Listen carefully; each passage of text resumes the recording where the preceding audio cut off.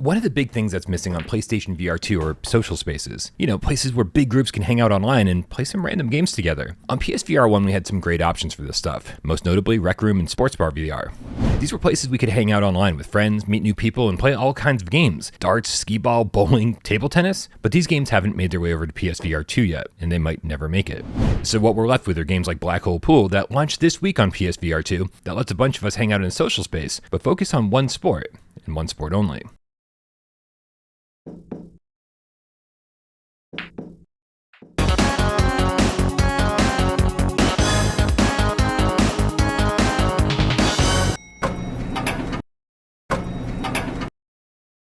Stepping into the halls of Black Hole Pool for the first time is a little shocking. There's no music, no ambient background noise, just silence. And the visuals here are pretty barren too. The lifeless pool halls feature no animations other than players standing around. The massive television hanging on the wall that lets you watch YouTube on Quest and Steam is just blank here. And yeah, I understand that this is a Sony problem, so we can't blame the developers, but to just leave the TV blank with nothing on it is ridiculous.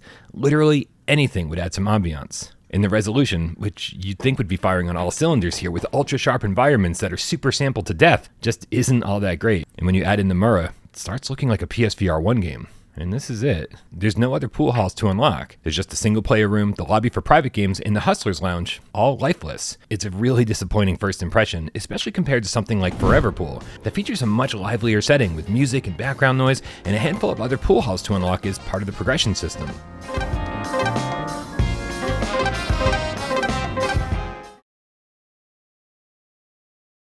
What matters most here, though, is how Black Hole Pool actually feels to play. And overall, it does a pretty good job. Pulling L2 will let you lean on the table for a closer look at the action, and once you've lined up your shot, holding R2 will lock it in, leaving it up to you to just pull the cue back and hit the ball with the appropriate amount of force, resulting in a satisfying haptic thunk. And yeah, those are the only haptics you're going to feel for the entire game. The physics feel right, the ball seems like they're the correct weight, and hitting the ball generally responds the way you'd think it should. And especially compared to something like Forever Pool, it does err more on the side of a simulation, allowing you to apply follow, draw in English, or if you're talented, even pulling off a jump shot. Shooting doesn't always work though, and we've seen the cue go straight through the cue ball on more than one occasion, resulting in a fault. There was even one moment where my opponent took a shot and saw this from his perspective. Nice. While my perspective on what happened was markedly different.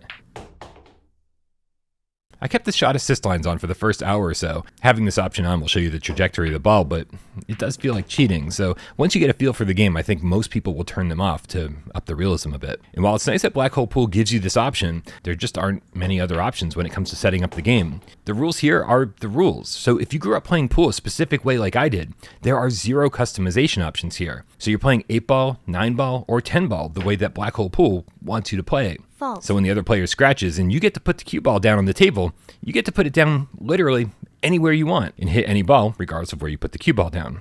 Which I don't know, maybe it's just me, but I've never seen a game of pool played that way, ever.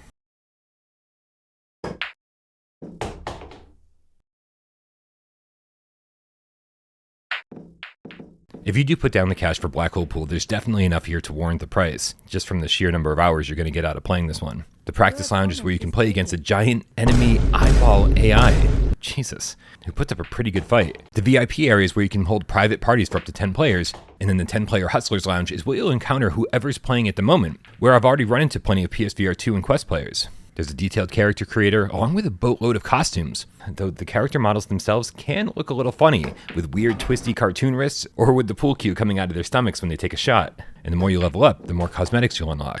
Different color felts for the tables, different styles of balls, and a good assortment of cues. I wanted to unlock a lot more stuff before finishing this review so I could show it off to you, but sinking a ball in Black Hole Pool only gives you 1 XP, and once you hit level 4, there's 1,000 XP between levels, and then 2,000 XP between levels once you hit level 8. So you'll literally be unlocking stuff for years in this game if you end up sticking with it. This alone will keep me coming back, although there is some bad news for all the trophy hunters out there. Black Hole Pool doesn't have a platinum, it only has about 5 trophies total.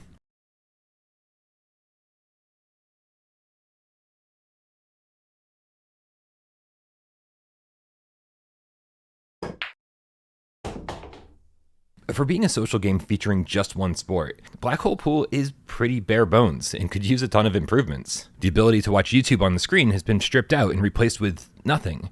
There's no way to customize the rules, and the ambiance here is practically non-existent. But despite those complaints, the game is fun to play. The physics feel good, there's a lot to unlock, and meeting other players in the cross-platform Hustlers Lounge means that there's almost always someone to play with online. And for $20, I think that's good enough, until something better comes along.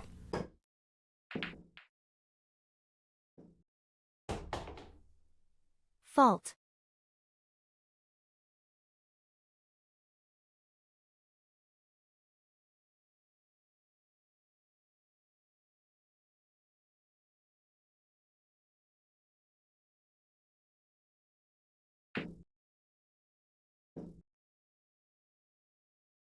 Your turn.